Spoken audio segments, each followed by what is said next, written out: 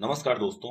दोस्तों, ईवीएस के लिए कुछ महत्वपूर्ण प्रश्नों का संग्रह लेकर आया हूं आपके सामने। दोस्तों, ये रिपीटेड क्वेश्चन है और आने वाले हर साल में लगभग एक क्वेश्चन पेपर छोड़ दो तो अगले में जरूर ऐसे प्रश्न पूछ लिए जाते हैं। आप स्वयं जो है देखिएगा, कई सारे प्रश्न आपको रिपीटेड दिखेंगे। ठीक है, चलिए शुरू करते हैं दोस्तों। विटामिन ऐसे पदार्थ हैं जो, दोस्तों विटामिन ऐसे केमिकल होते हैं जो कि हमारे शरीर में बनते नहीं है, पर इनको जो है बाहर से लेना बहुत जरूरी होता है अपने खाने में, जो है डाइट में। तो और ये अगर शरीर में नहीं पहुंचेंगे तो इनकी कमी से रोग होता है। जैसे अगर विटामिन ए शरीर में ना पहुंचे दोस्तों तो रतौंधी बीमारी हो जाती है। विटामिन सी ना पहुंचे तो स्कर्वी होती है। स्कर्वी का मतलब है कि मसूड़ों से खून आने लगता है दोस्तों। विटामिन डी से रिकेट्स होता है, विटामिन डी की कमी से दोस्तों। विटामिन के की कमी से मित्रों रक्त का जमना जो है धीरे हो जाता है। अगर मान लीजिए कहीं चोट लगती है या शरीर के अंदर कहीं ब्लीडिंग होती है तो वो रुकेगा नहीं, उसका जो है क्लॉटिंग नहीं होगा और इंसान का अधिक रक्त बहने से मृत्यु भी हो सकता है दोस्तों। विटामिन बी 1 की कमी से बेरी बेरी होता है। बी 12 की कमी से परनीसियस एनीमिया होता है। परनीसियस एनीमिया का अर्थ है जो रक्त का आरबीसी का जो आकार है वो अपना जो है आकार बदल जाता है। ठीक है, तो इस प्रकार से हम देख सकते हैं कि ऑप्शन नंबर डी देखिए, हीनता जन्य रोगों से बचाव के लिए थोड़ी मात्रा में आवश्यक होता है जिन्हें हम लोग डाइट से लेते हैं। किसके नेतृत्व में चिपको आंदोलन को बल मिला? दोस्तों इसका सही जवाब है सुंदरलाल बहुगुणा। सुंदरलाल बहुगुणा के नेतृत्व में चिपको आंदोलन को बल मिला दोस्तों। यह जो है पर्यावरण रक्षा से संबंधित एक आंदोलन था। किसान वृक्षों की कटाई के खिलाफ जो है विरोध करते थे दोस्तों। इसमें फीमेल का भी बहुत योगदान था, मतलब कि मेल के साथ साथ स्त्रियां भी जो है इसमें काफी बढ़ चढ़ के भाग ली थी दोस्तों। ठीक है, और इसका जो जगह था यूके, यूके मतलब उत्तराखंड से जो है ये संबंधित था। मानचित्र पढ़ने के लिए कौन से कौशल आवश्यक हैं दोस्तों, कि आवश्यक कौशल में शामिल है? तो दोस्तों अगर मानचित्र कोई पढ़ रहा है तो उसको पूर्व पश्चिम उत्तर दक्षिण का ज्ञान होना चाहिए, अर्थात दिशाओं का ज्ञान होना चाहिए दोस्तों। दूरी की ज्ञान होना चाहिए और स्थान का ज्ञान होना चाहिए। तो इसका सही जवाब यही होगा, स्थान, दूरी और दिशाओं के सापेक्ष स्थिति को समझने की योग्यता। अब ये भी रिपीटेड क्वेश्चन है दोस्तों। अब आप देखिएगा, एक प्रश्न लिखा होगा, स्थान, दूरी और दिशाओं की सापेक्ष स्थिति को समझने के कौशल को कहते हैं। तो उसमें एक ऑप्शन है मानचित्र कौशल, तो वही सही जवाब हो गया। तो देखिए आने वाले समय में इन्होंने क्या किया, ऑप्शन को ही क्वेश्चन बना दिया और क्वेश्चन को ऑप्शन में दे दिया, तो रिपीटेड क्वेश्चन नहीं हुआ। भैंस, ये भी रिपीटेड क्वेश्चन है दोस्तों। और भैंस की पीठ पर अक्सर बगुला, इग्रेट पक्षी बैठा दिखाई देता है। ऐसा इसलिए होता है क्योंकि बगुला घास में पाए जाने वाले कीट खाता है, उड़ने के बाद थोड़ा आराम करता है। ये देखिए, भैंस की पीठ पर परजीवी कीट खाता है, भैंस की पीठ पर बैठकर गाना पसंद करता है। तो इसमें सबसे सही जवाब होगा दोस्तों सहजीवी संबंध होता है। अब यहाँ पे सहजीवी नहीं लिखा है, यह आगे रिपीट होके सहजीवी ऑप्शन था उसमें। सहजीवी का अर्थ होता है दोस्तों कि ऐसा जो दो जीव ऐसे आपस में रहें जिनमें दोनों को एक दूसरे से फायदा हो। तो इसमें क्या होता है, वो भैंस की पीठ पर बैठता है और परजीवी कीट को खा जाता है। वो क्या होता है, इससे जानवरों को उस कीट से छुटकारा मिल जाता है। बदले में बगुला को क्या मिल गया, बदले में बगुला को खाना मिल गया। तो ऐसे संबंध को क्या बोलेंगे, सहजीवी संबंध बोलेंगे दोस्तों। अगले प्रश्न पर चलते हैं दोस्तों। क्वथन, क्वथन उबलना और वाष्पीकरण में अंतर है। देखिए दोस्तों, वाष्पीकरण हमेशा चलने वाली प्रक्रिया है। हमेशा चलने का अर्थ है कि जैसे आप कपड़ा धुलिए और फैन में रख दीजिए तभी उसके जो जल हैं कपड़े से वो वायु में चले जाते हैं, तो ये वाष्पीकरण है। लेकिन क्वथन, उबलने का अर्थ है कि आप किसी द्रव को तब तक उसको तापमान देते रहिए, हीट करते रहिए जब तक कि वो जो है किसमें, वाष्प में ना बदल जाए। जैसे अगर हम जल ले लें दोस्तों एक ग्लास में और उस जल को किसी पैन में डाल दें या भगोने में डाल दें और उसको हीट करते रहें, और यह तब तक हीट करना पड़ेगा जब तक जल का क्वथनांक नहीं आ जाएगा, मतलब 100 डिग्री सेल्सियस। जैसे ही 100 डिग्री सेल्सियस आएगा जल जो है भाप में बदलना शुरू हो जाएगा। तो इस चीज को क्वथन कहते हैं, उबलना कहते हैं। लेकिन अगर क्वथनांक से नीचे, मतलब 100 डिग्री सेल्सियस, आप समझिए जब हम कमरे में कपड़ा सुखाते हैं फैन में तो क्या 100 डिग्री सेल्सियस रहता है, बहुत कम रहता है, 25 डिग्री सेल्सियस, 20 डिग्री सेल्सियस। लेकिन इस वक्त भी देखो जल हमारे कपड़े से क्या हुआ, वो ऊपर चला गया, मतलब कि वायु में मिल गया। तो इस प्रक्रिया को वाष्पीकरण कहते हैं। अब आइए ऑप्शन देख लेते हैं दोस्तों। अब यहाँ देखिए दोस्तों, ऑप्शन नंबर सी देखिए, वाष्पीकरण किसी भी तापमान पर हो सकता है जबकि क्वथन नहीं। तो बात सही है, क्वथन जो है, जैसे जल का उदाहरण लें तो जल का क्वथन जो है 100 डिग्री सेल्सियस पर ही होगा, जबकि वाष्पीकरण 100 डिग्री सेल्सियस से कम तापमान पर भी हो गया था। अगला प्रश्न देखते हैं दोस्तों। एक पुरुष जिसका रक्त ओ है, ओ ब्लड ग्रुप है, एक ए रक्त समूह वाली स्त्री से शादी करता है, उसके पहले बच्चे के रक्त समूह ओ होने की संभावना क्या है? दोस्तों क्या है, 50% जो है संभावना है। अगला प्रश्न है, टूटता तारा उल्का इसमें विचार करना है। एक समान गति से चलने वाला तारा है, नहीं दोस्तों, ये एक्चुअली क्या है कि जब हमारे वायुमंडल में जो है कोई ग्रहों से छुटा हुआ पार्टिकल या कुछ भी आता है, तो वो धीरे धीरे हमारे वायुमंडल में घर्षण के कारण जो है जलने लगता है, और जिसको हम लोग क्या कहते हैं, टूटता हुआ तारा कहते हैं। तो उल्काप जो पृथ्वी के वायुमंडल में प्रवेश करते ही आग पकड़ लेता है, इन्हें ही क्या कहते हैं दोस्तों, टूटता हुआ तारा कहते हैं। भारोत्तोलकों, मतलब कि जो बॉडी बिल्डिंग वगैरह का काम करते हैं, हैवी वेट उठाते हैं, भारोत्तोलकों को प्रायः ज्यादा मांसपेशियां और बॉडी मास बनाने की आवश्यकता होती है। इस उद्देश्य के लिए उन्हें ऐसा आहार लेने की आवश्यकता है जो भरपूर है प्रोटीन से। दोस्तों, उन लोगों को ऐसे आहार की जरूरत होती है जिसमें क्या ज्यादा हो, प्रोटीन ज्यादा हो, क्योंकि मांसपेशियां जो है प्रोटीन से बनेंगी। ठीक है,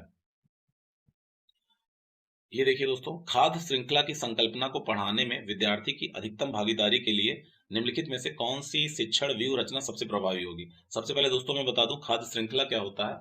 खाद्य श्रृंखला है जैसे घास को खरगोश खाया, खरगोश को कोई और बड़ा जानवर खाया, जैसे कह लेते हैं खरगोश को मान लो लोमड़ी ने खा लिया, और लोमड़ी को मौका मिलते ही किसने खा लिया, शेर ने खा लिया।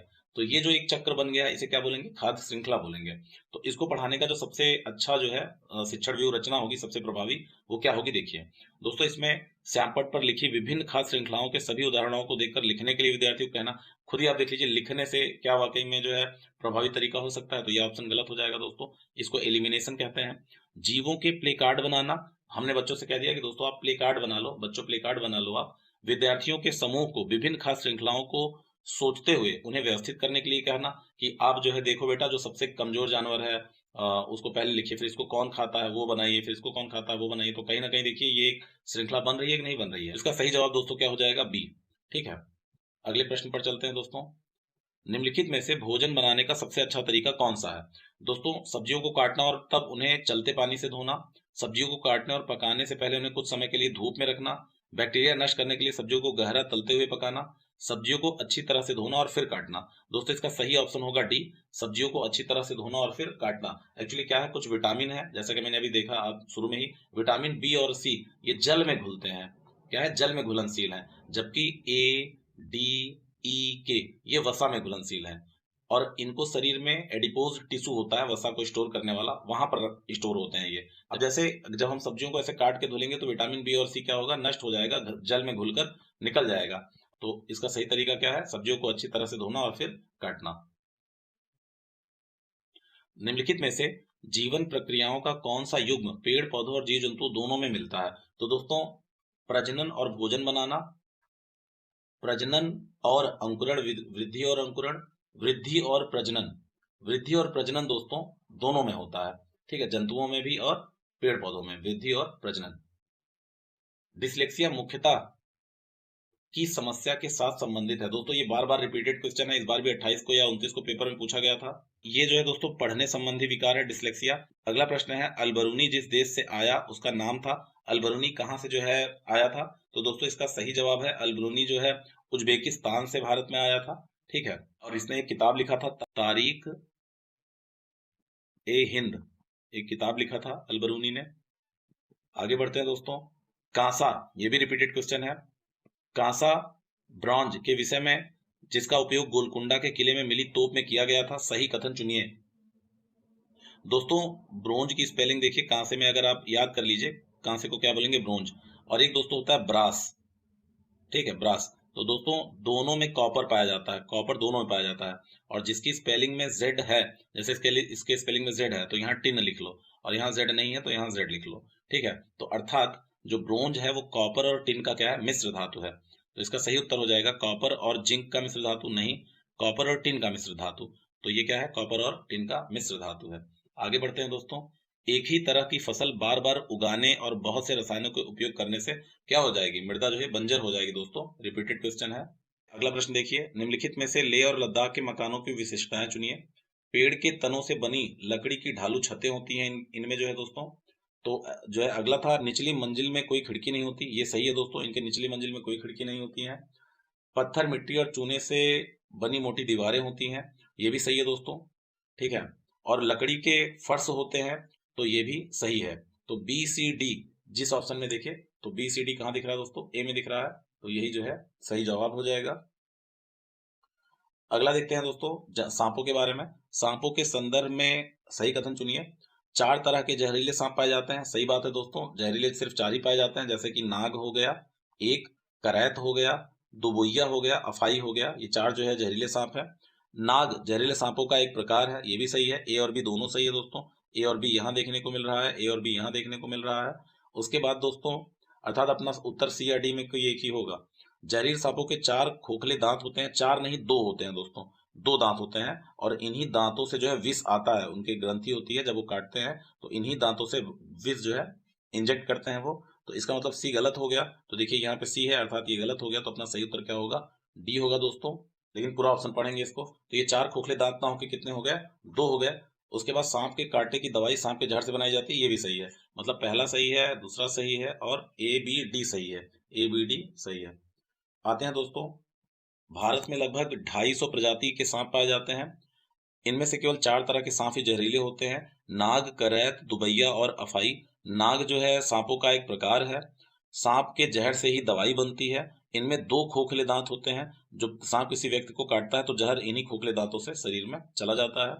अगला प्रश्न देखिए, मधुबनी चित्रों को बनाने के लिए चित्रकारों द्वारा उपयोग किया जाने वाला रंग है। दोस्तों मधुबनी कलाकारी में क्या करते हैं ये लोग? चावल को पीस लेते हैं और फिर उसी में रंग मिला लेते हैं। तो पिसे हुए चावल के रंगीन घोल, और इससे क्या होता है? चित्रों में उभार आ जाता है दोस्तों। ठीक है, उभार लाने के लिए इसका प्रयोग किया जाता है।